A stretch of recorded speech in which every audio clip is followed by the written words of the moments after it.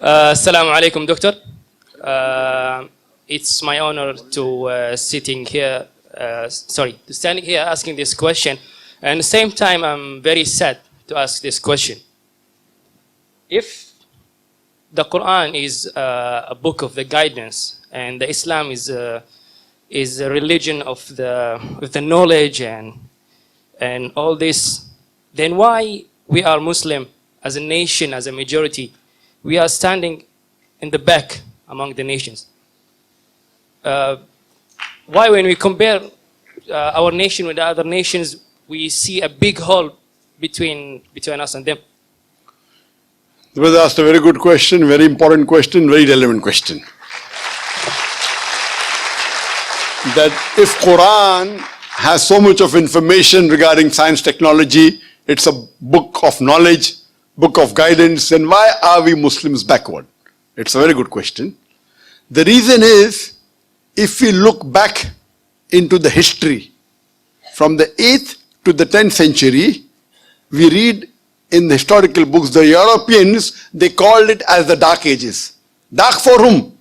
Dark for the Europeans. The Arabs, the advancement they made in science and technology was phenomenal. If you had to know about science, if you want to do research of science, you had to learn Arabic. Like how today we learn English. At that time, the Muslims were on top of the world because we were close to Quran and Sunnah.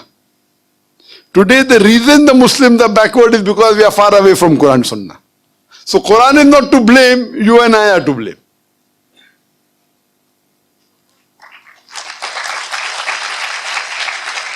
If you read in the books of history and books of science, I said in my lecture, Ibn Nafis. Ibn Nafis, 600 years after the Quran was revealed, was the first to describe the blood circulation. In a textbook, we know about William Harvey, we don't know about Ibn Nafis. So two reasons is there. Number one, Muslims have gone away from Quran Sunnah. Number two, media. Media also plays a big role in it. In our textbook, in my school, I never heard about Ibn Nafis. After when I did research, I came to know. In my textbook was mentioned William Harvey. The first person who drew the world map of the world was Al-Idrusi.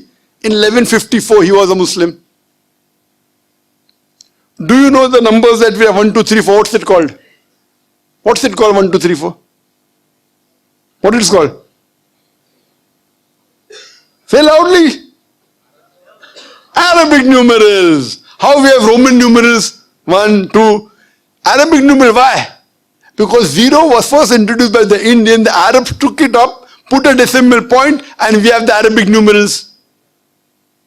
If you know about Al-Abtusi, he was the one who discovered the Pythagoras theorem, which we learn in school. We learn Pythagoras theorem, we don't know the name of Abtusi. The square of the hypotenuse is equal, in a triangle, the square of the hypotenuse is equal to the sum of the other two sides of the triangle.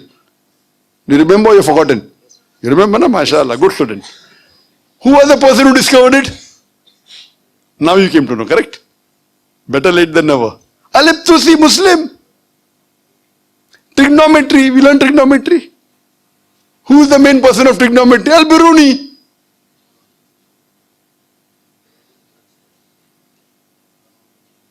We learn chemistry. Who's the father of chemistry? We know Geber. It's not Geber, it is Jaber ibn Hayyan. They want to, change the name, westernize it, Geber. So Geber looks like a westerner, sounds like a westerner, correct? It is Jaber ibn Hayyan. He is the father of chemistry, wrote more than 200 pages, 2000 pages. He was the first who distilled alcohol. Alcohol comes from the Arabic word al-gul. Alcohol is Arabic, al-gul meaning evil spirit. He distilled it. How many people know about Al-Kindi? At a time when Newton, who's the biggest scientist in the world history, Newton said all laws are absolute. Al-Kindi said no, all laws are not absolute, they are relative. Later on, Albert Einstein came. All have heard about Einstein. How many of us have heard about Al-Kindi?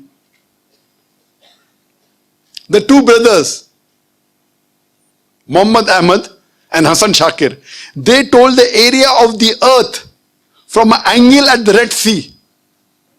At a time when we didn't even was sure whether the earth was spherical or not. At that time they told the area of the earth which was quite accurate. If you read about Ali ibn Abbas, he wrote 2,000 pages on medicine. If you know about Ali ibn Sina, Avicenna sounds like a Westerner name. It's Ali ibn Sina, Aristotle of the East. You can keep on giving examples. Muslims were on top of the world because we were close to Quran and Sunnah. Today, we are far away from the Quran and Sunnah. That time, if you wanted to get advanced in science and technology, it was compulsory you learnt Arabic. Arabic was the language on top of the world. Today, where is it? Who's to blame? We are to blame. So my request to all the Muslim brothers and sisters, you go back to the Quran. Study the Quran. Quran is the most positive book in the world. It's a proclamation to humanity. It's a fountain of mercy and wisdom. It's a warning to the heedless. It's a guide to the erring. It's an assurance to those in doubt. It's a solace to the suffering and a hope to those in despair. You can get all these benefits only if you read the Quran with understanding. If you don't know Arabic, read the translation of the Quran in the language you understand the best. Implement it, inshallah, it will be a guidance for you for your full life and you'll see your life change. Hope that answers the question.